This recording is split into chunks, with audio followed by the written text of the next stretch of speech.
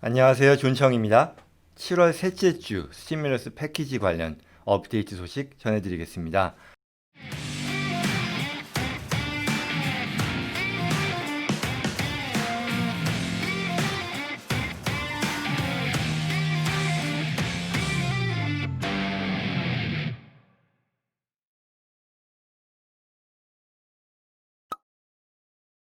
먼저 첫 번째, 2차 스티뮬러스 법안 처리 일정 관련한 소식인데요. 드디어 7월 20일 민주당과 공화당의 상원 의원들이 만나서 공식적인 논의 절차를 시작하게 됩니다. 그로부터 3주일 동안 논의를 하게 될 텐데요. 그리고 8월 8일까지는 결론을 내릴 것으로 예상이 되고요. 관련해서 미치 매커넬, 공화당의 상원 원내대표죠. 제안서를 이제 제출할 거라고 하네요. 다음 주 월요일입니다.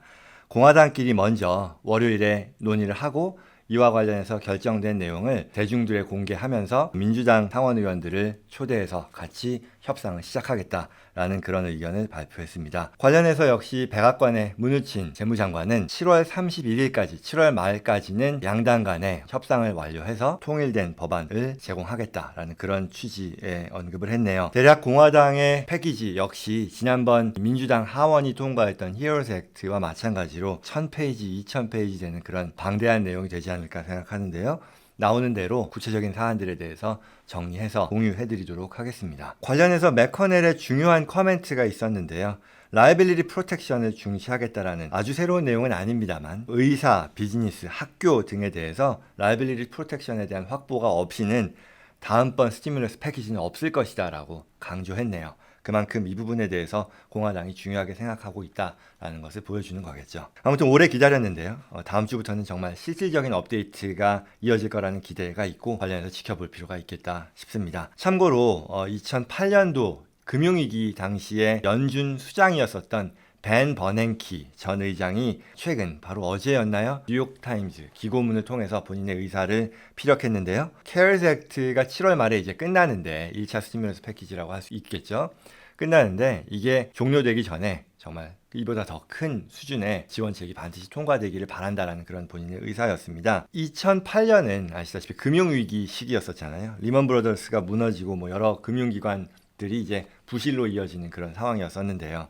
당시에 돌이켜보면 부실 자산들, 은행들이 갖고 있던 부실 대출 자산들을 구제해주는 그 프로그램을 정부 차원에서 지원하느냐 마느냐가 또 하나의 지금과 같은 그 양당의 협의 사항이었었는데 결과적으로는 그때 당시 이 내용은 통과되지 않았습니다. 그로 인해 주식시장이 폭락하고 그 경제 위기로 이어지는 그런 계기가 됐었죠. 근데 이제 당시 2008년도의 사안은 월가의 탐욕이라고 하는 그런 이유로 인해 빚어졌던 경제 위기였었고 그래서 구제 여부에 대해서도 여론이 양분된 그런 상황이었었던데 반해 지금의 상황은 팬데믹, 우리가 인재로 인한 그런 부분은 아니잖아요. 그렇다 보니까 여론에 있어서도 전 국민적인 구제 프로그램에 대한 지지가 확보된 상황이고요. 또 버냉키 전 의장과 같이 여론 주도층, 또 과거의 어떤 실력자들이 이와 같은 프로그램에 대해서 전폭적인 지원을 하는 그런 배경이 있다 보니까 긍정적인 기대를 할 수 있게 되는 것 같습니다. 아무튼 이와 관련된 소식 업데이트 되는 대로 전달해 드리도록 하겠습니다. 다음 소식은 1200불 체크 관련한 내용인데요. 금액이 1200불보다 좀 작아질 수도 있겠다라는 그런 내용이 지난 한 주 동안 뉴스에 굉장히 많이 나왔습니다. 역시 상원 원내 대표죠. 미치 매커넬 의원이 타겟티드 어프로치라고 하죠. 좀 더 타겟팅을 해서 정말 타격을 많이 받고 정말 지원이 필요한 이런 국민들을 대상으로 지원하겠다라는 의견을 예전부터 얘기했는데 좀 더 구체적으로는 싱글일 경우에는 4만 불 이하의 소득자들 또 결혼한 사람들 부부 공동신고하는 사람들의 경우는 8만 불 이하의 소득 AGI가 있는 사람들에게 지원을 하겠다라는 그런 의도를 보였고요. 그리고 이와 관련해서 백악관 경제보좌관인 레리 컷로 역시 지급액이 1차 때보다 좀 더 적은 금액으로 하려고 한다는 그런 얘기를 했죠. 결국은 이 말은 더 적은 수의 사람들에게 적은 금액을 타겟팅해서 효과를 극대화하는 그런 방식으로 지원하겠다라는 행정부와 공화당의 의견이라고 할 수 있겠죠. 이와 관련해서 낸시 펠로시 하원 의장, 민주당 하원 의장이죠. 말도 안 되고 도대체 4만 불이라고 하는 금액이 어디서 나온 숫자인지 모르겠다라는 그런 반응을 보였습니다. 어떻게 될지는 모르겠으나 이와 같은 논의가 지금 진행되고 있다는 점 참고하면 좋겠고요. 1200불 체크 지급과 관련한 어떤 자격 요건에 대해서 다시 한 번만 정리를 한다면 이건 2020년도 텍스 이어에 대해서 주어지는 혜택입니다만 2020년도의 결과라는 것은 아직 나오지 않았기 때문에 2019년 또는 18년도에 내 어떤 인컴에 대한 수준 그리고 가족 구성 이런 것들을 토대로 결정이 됐던 거죠. 이 말이 의미하는 것은 2018년 19년도 숫자로서 자격을 확보하지 못했다 하더라도 2020년도에 자격이 된다고 하면 이번에 못 받은 금액을 그때 또한 혜택을 누릴 수 있다라는 그런 내용인 거고요.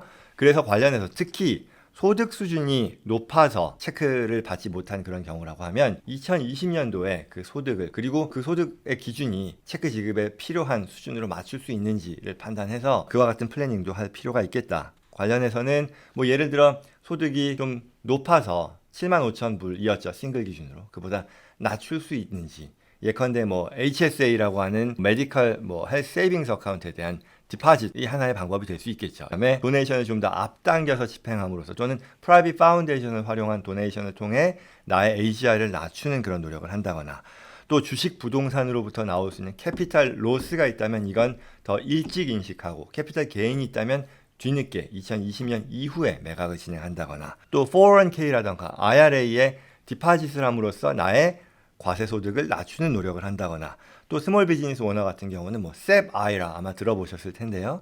이와 같은 것들을 실제 집행함으로써 본인의 택서블 인컴 2020년도에 택서블 인컴을 낮출 수 있는 그런 노력 해보는 게 좋겠다라고 말씀드립니다.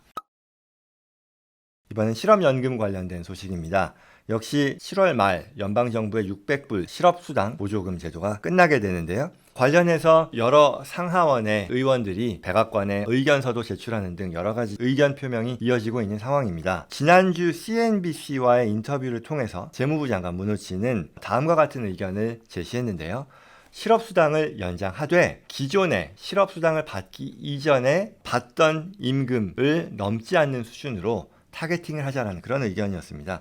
뭐 어떻게 보면 새로운 방안이고 처음 나온 의견인데 취지는 결국 예전에 벌던 금액보다 실업수당을 지급받음으로써 더 받게 된다는 것은 일터로 돌아가는 데 있어서 인센티브가 되지 않고 그 반대가 되기 때문이다라는 그런 공화당의 이제까지의 어떤 취지와 부합하는 아이디어일 텐데요. 문제는 이게 굉장히 달성하기 어려운, 실무적으로 달성하기 어렵다라는 거죠. 주정부 차원에서 각각의 어떤 개개인에 대한 임금 수준을 히스토리를 따라가고 그거에 맞는 타겟팅된 금액을 선정한다는 것 자체가 이론상 굉장히 팬시한 좋은 의견이긴 하지만 실제 집행에 있어서는 수월하지 않을 것이다 라는 그런 의견이네요.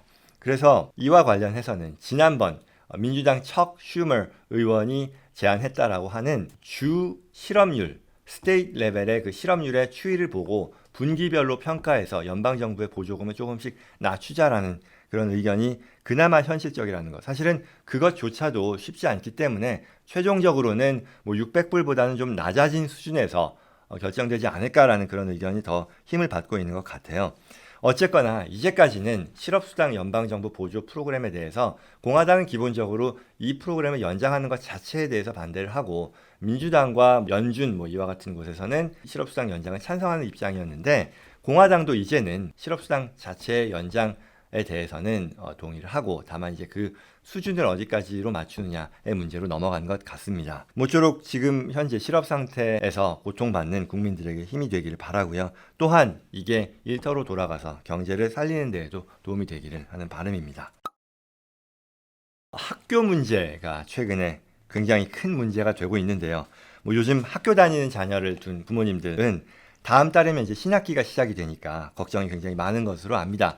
저 역시도 고등학교 들어가는 자녀 그리고 초등학생 자녀가 있기 때문에 남의 일이 아닌데요. 앞서 말씀드렸던 라이빌리티 프로텍션에서도 얘기했듯이 학교를 여는 것 또한 양당 간에 첨예한 의견 대립이 있는 상황인데요. 블룸버그 통신에 따르면 주정부, 시정부, 스테이트 앤 로컬 정부에 대한 연방정부 지원이라는 패키지 내의 내용과 관련해서 학교를 빨리 열어야만 보조금을 주겠다라고 하는 행정부, 연방정부의 입장으로 인해 빚어지는 긴장이 굉장히 고조되고 있다라고 얘기를 하네요. 뭐 트럼프 대통령 같은 경우도 이 가을 학기를 열지 않는 온라인 말고요. 실제 가을 학기를 열지 않는 학교들에 대해서는 지원을 끊겠다라고 얘기를 했고 여기서 이제 표현은 순화가 됐습니다. 뭐 가을 학기를 여는 학교들에 대해서 더 적극적인 지원을 하겠다라는 방식으로 표현은 바뀌었습니다만 어쨌거나 굉장히 강경한 그런 입장인 거죠. 바로 어제도 최근 LA 교육부에서는 가을 학기에도 온라인 프로그램을 계속 유지하겠다. 그리고 학교 열지 않겠다라고 얘기를 했는데 이와 관련해서 바로 어제도 트럼프 대통령은 CBS 뉴스와의 인터뷰를 통해서 이와 같은 LA 통합교육부의 결정을 맹비난했습니다.